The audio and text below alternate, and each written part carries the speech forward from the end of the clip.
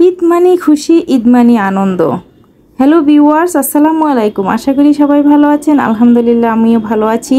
তো ঈদের দিনে আমি কি রান্না করেছি সেটাই আপনাদের সাথে শেয়ার করেছি, কারণ আমাদের কুরবানি ঈদের বেশিরভাগ রান্নাটাই হয়ে থাকে মাংস। সেটা হয়তো একটু বিকেলে আসে, কিন্তু সকালে আসলে ডেজার্ট আইটেমগুলো বা কেউ চিকেন বিরিয়ানি যেটাই হোক যার যার পছন্দ মতো এবং সামর্থ্য অনুযায়ী রান্না করে থাকে।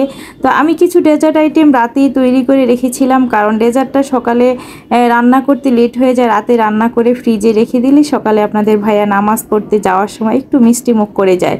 তো আমার বাসায় আসলে সেমাইটা বেশি একটা পছন্দ করে না, তো এবার আমি সেমাই রান্না করছি না, আমি রান্না করছি পায়েস আর কাস্টার্ড। সাথে আমার মেয়েদের পছন্দের নুডলস থাকছে। তো আমি এই ডেজার্টগুলো রাতেই রান্না করে রেখেছি। তো আমি 4 লিটার দুধ নিয়েছি, আমি 3 লিটার দুধ দিয়ে পায়েসটা রান্না করব।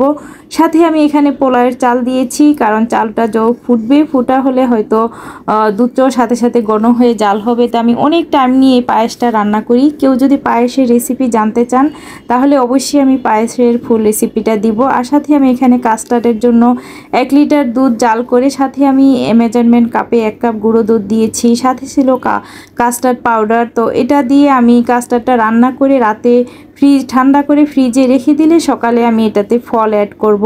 তো কাস্টার্ডের সাথে আপনার পছন্দ অনুযায়ী যে কোনো ফলই দিতে পারবেন। তো আমি রাতে এটা রান্না করে ফ্রিজে রেখে দিলে আসলে সকালে কাজের অনেকটুকুই হেল্প হয়ে যায়, কারণ সকালবেলা এত কিছু আয়োজনে অনেক সময় লেগে যায়। তো আমি পায়েসটা রান্না করেছি, এখন আমি একটু ঘি দিয়ে বাদাম এবং কিশমিশটা ভেজে নিচ্ছি, এতে করে সুন্দর একটা গ্রান আসে বাদাম এবং কিশমিশ থেকে, খেতেও ভালো লাগে। তো আমি এটা রান্না করার সময় কিশমিশ দিয়েছিলাম পায়েসের সাথে, গুঁড়ো দুধ দিয়েছি, আরও অনেক কিছু দিয়েছি পায়েসে। তো সাথে আমি এখন ডেকোরেশন করার জন্য একটু বাদামগুলো উপরে ছিটিয়ে দিলাম। আর এটা আমি কাস্টার্ডটা রান্না করছি।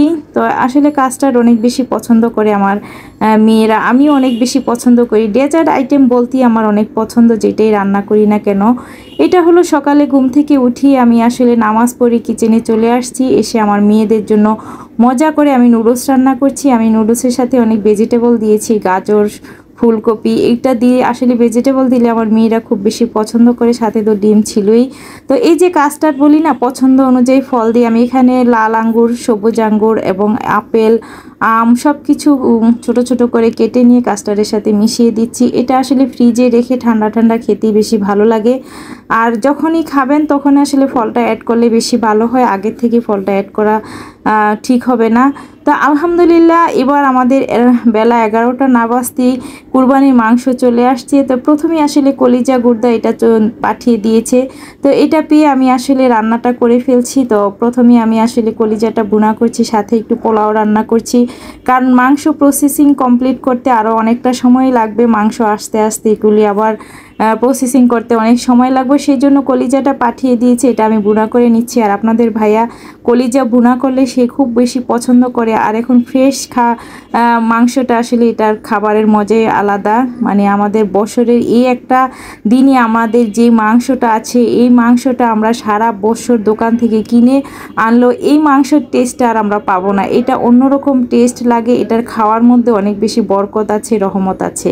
তো যাই হোক, এখানে কথা বলতে বলতে আমি পোলাওটা রান্না করে নিলাম। মজার একটা পোলাও রান্না করেছি ঘি দিয়ে, সাথে রান্নার পরে আমি একটু বেরেস্তা ছিটিয়ে দিয়েছি। এই বেরেস্তাটা আমার